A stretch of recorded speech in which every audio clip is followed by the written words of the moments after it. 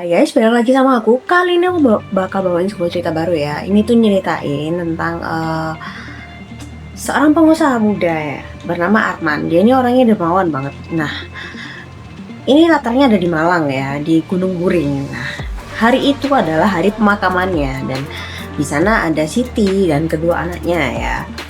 Kedua anaknya ini juga ikut mengiringi kepergian sang ayah begitu.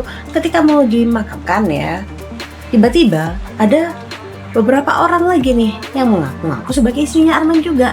Totalnya ada 9 orang yang mengaku-ngaku sebagai istrinya Arman. Tentu di sana akan menjadi sebuah kayak perbincangan gitu ya. Hah? Really gitu, di acara kayak gini ada yang ngaku-ngaku gitu. Apakah mereka benar-benar istrinya? Tetapi mereka membawakan bukti-bukti yang sangat valid gitu. Ada yang buat buku nikah, ada yang buat cincin kawin. Kayak gak masuk akal gak sih?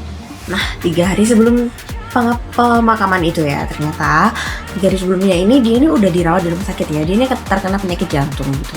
Nah, di sana kan ada istrinya nih dan ditemani oleh kedua anaknya yang tadi ya, sama si yang Siti nih, yang istri sahnya. Nah, di sana dia ini mau mengaku sesuatu nih, dia mau bilang ke istrinya nih kalau dia mau mengaku sesuatu. Nah, sebelum dia mau mengaku itu semua nih, ternyata tiba-tiba dia udah duluan gitu. Dan ya udah nggak jadi ngakuin itu kan.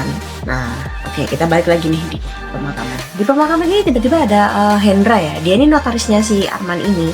Nah, di sana notaris ini membacakan kayak semacam wasiat begitu ya. Mau aku bacain. Oke, aku bacain ya.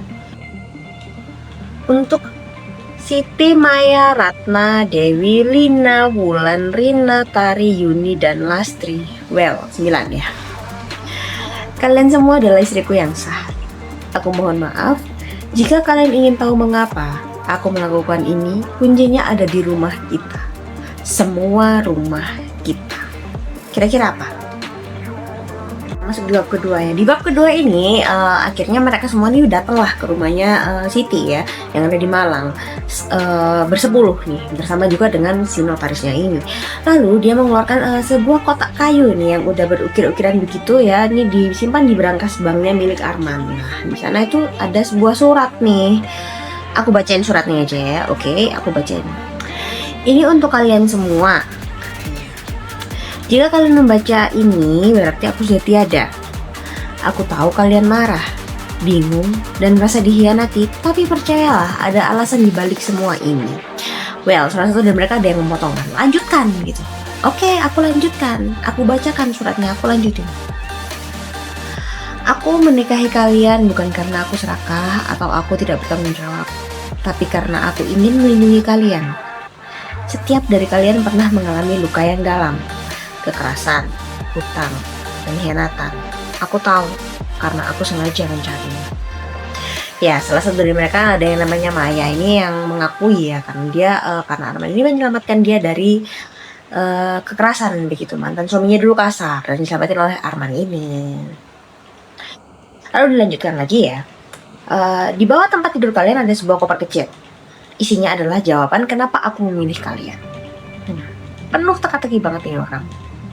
Nah, ini kita suasana di sana ya, di rumah Siti ini ya udah panas gitu ya. Ada yang menganggap ini beneran, ada yang menganggap ini cuma bohong, ada ya begitulah. Banyak spekulasi di sana. Akhirnya kita sampailah di rumahnya Maya nih yang di Surabaya ya. Dia ngulingin kasur nih, dicari nih. Emang ada koper kecil tersembunyi kata dia. Yang kata yang Arman tadi ya, ternyata emang iya ada. Isinya adalah ada surat wasiat, ada berkas hukum, ada foto juga begitu. Ternyata yang ditinggalkan Arman ini adalah surat wasiatnya ini kayak rumah dan untuk modal buat si Maya ini gitu, dan juga ada berkas hukum ini ternyata untuk menghilangkan gugatan dari mantan suaminya yang terdahulu. Dan Maya mengakui kalau ternyata Arman ini benar ngelindungi dia. Di rumahnya Ratna ini di Batu ya. Dia juga sama nih, dia nemuin koper. Dia buka tuh ada surat pengakuan dari rentenir ya, kayak kalau hutang-hutang almarhum suaminya dulu udah dilunasi nih sama si Arman juga. Lalu ada catatan medis anaknya yang ternyata anaknya ini sakit jantung dan udah dibayar seluruh pengobatannya sama Arman. Ya, dia merasa kayak ini gila gitu, tapi ya sudah lah. gitu ya. Dan di rumah Siti itu juga ada buku harian gitu ya. Di sana dia nulis kenapa dia melakukan hal ini, dan dia juga meminta maaf karena udah melakukan hal itu ya, karena takut banget nih Siti bakal merasa kayak tersakiti. Tetapi Arman hanya menganggap satu-satunya istri pertama dan terakhirnya ya cuma Siti, yang lainnya cuma sebagai suami hukum aja gitu. Dan di buku halaman terakhirnya ini ada catatan gitu ya, aku bacain.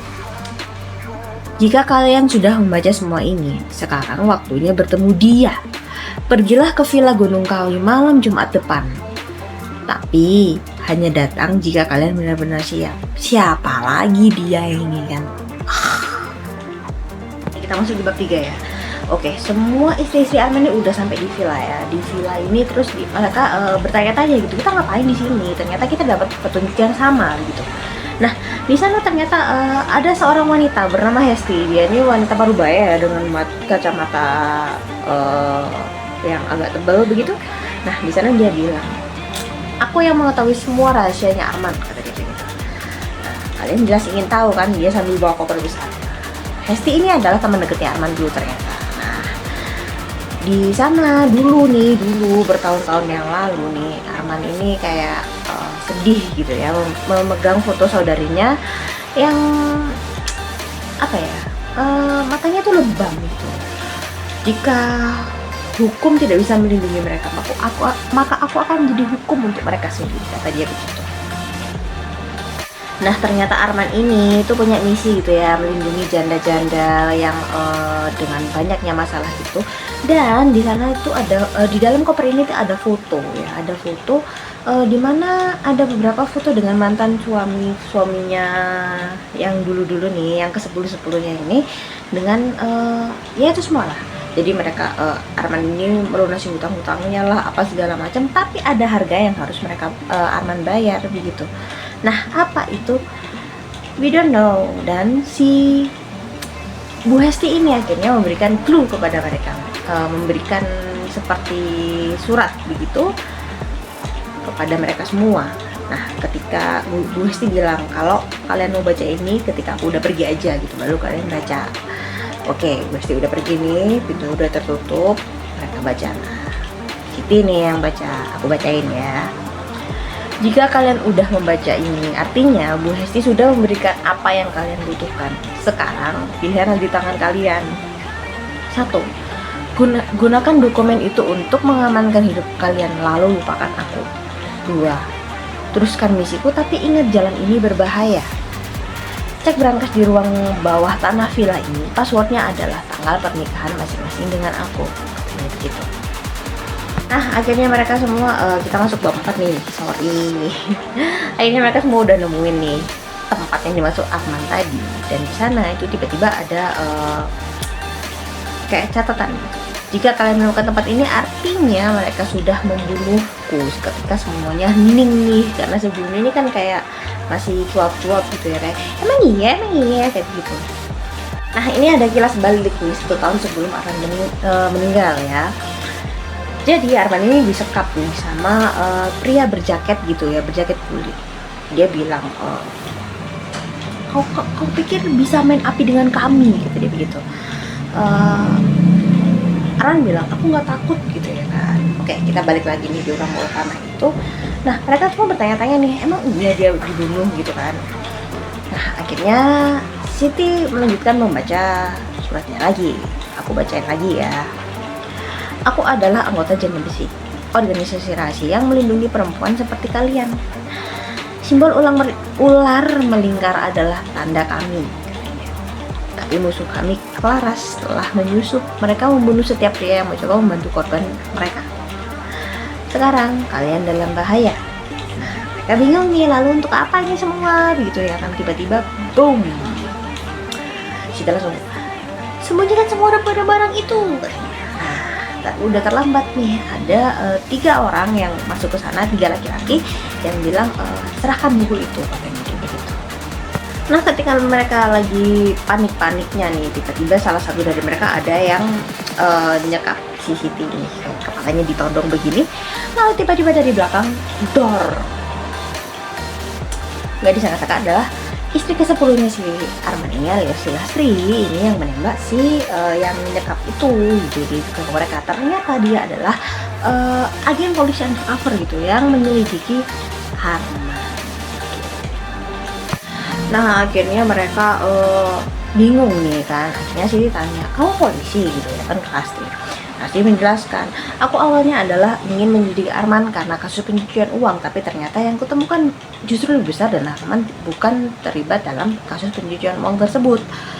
Arman adalah penyelamat nih para janda-janda nih, mereka termasuk di dalam janda besi untuk mengajukan si Claras ini. Ini adalah kayak organisasi perdagangan manusia seperti itu, yang dijual adalah janda-janda ini.